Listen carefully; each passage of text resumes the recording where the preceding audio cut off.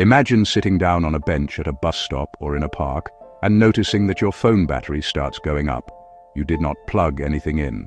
There is no cable, no outlet, and no sign asking you to bring your own charger. Power becomes available only because the phone is placed close to the bench surface and lined up correctly. The change feels small at first, almost boring, but the change alters how power shows up in public places.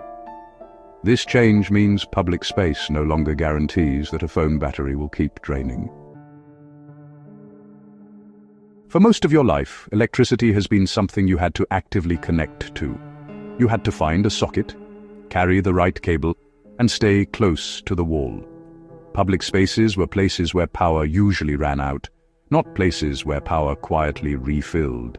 With inductive charging benches, that expectation changes. Inductive charging benches do not give you a lot of power, and inductive charging benches do not work instantly. Sitting becomes enough, and waiting stops feeling like wasted time. Inductive charging benches work on the same principle as the wireless charging pads people already use at home. Inside the bench is a coil of wire connected to the electrical grid. When alternating current flows through that coil, the current creates a changing magnetic field. When a phone with its own internal coil is placed close enough and lined up reasonably well, the magnetic field induces a current in the phone's coil.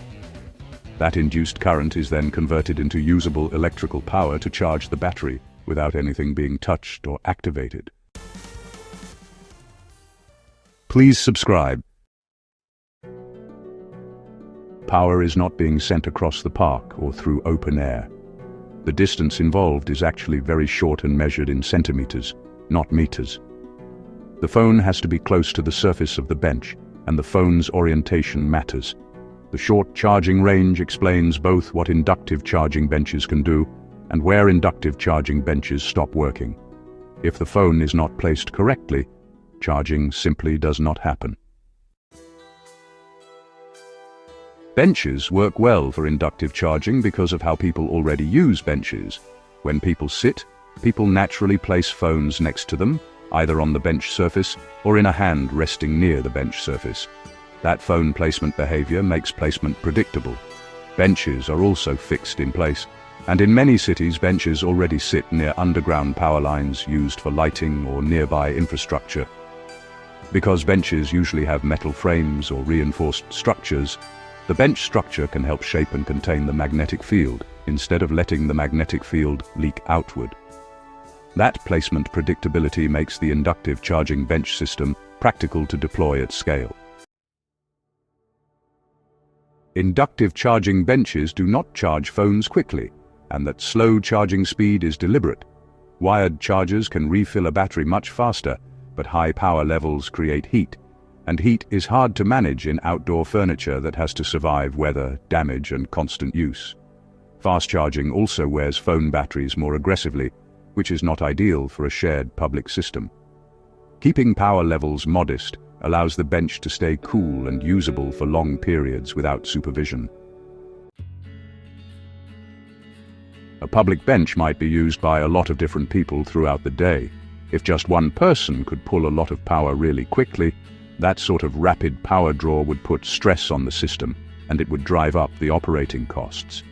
Slower charging spreads the energy use out over time, and it discourages people from just sitting on the bench for ages, only to harvest electricity. The design goal isn't to take a phone battery from empty to full, not at all. The idea is to give your phone just enough power to get you through the rest of your trip, so people move on instead of just staying put. Public infrastructure also has to fail in a boring way. If something breaks, the bench still needs to be safe for anyone to sit on. That safety requirement is exactly why inductive charging bench designs avoid storing large amounts of energy inside the bench. Some benches include small buffers to smooth out power delivery, but those buffers are kept minimal. Large batteries outdoors bring safety concerns, more maintenance problems, and replacement costs that cities generally try to avoid. This way, a broken charger doesn't turn into a safety incident. Most inductive charging benches connect directly to the electrical grid, and only deliver power when a device is present. Sensors inside the bench detect when a compatible device is placed on the bench surface, and power flows only then. When no device is present, the system stays idle. If the grid connection fails, charging simply stops. Nothing overheats, nothing cascades, and the bench behaves like normal seating when power is unavailable. Because of this design, behavior changes quietly. People stop searching for outlets. Short waits become useful again. Sitting for 10 minutes can recover enough battery to make calls or check directions later. Parks, campuses, and transit stops become places where device anxiety drops slightly, and people plan less around battery survival, even if they are not consciously thinking about why. Inductive charging benches are installed during routine upgrades. Old seating is replaced with newer seating that includes charging, and transit shelters are refreshed and gain power as a side feature. Because benches already get replaced on a schedule, inductive charging can be added without launching a special project. Over time, inductive charging benches stop feeling like technology at all. Inductive charging benches are just benches, and that outcome of invisibility is the point. Power is there when a person sits down, not because the person asked for power, but because the environment has quietly learned to provide it. Thank you very much for watching. Please like and subscribe.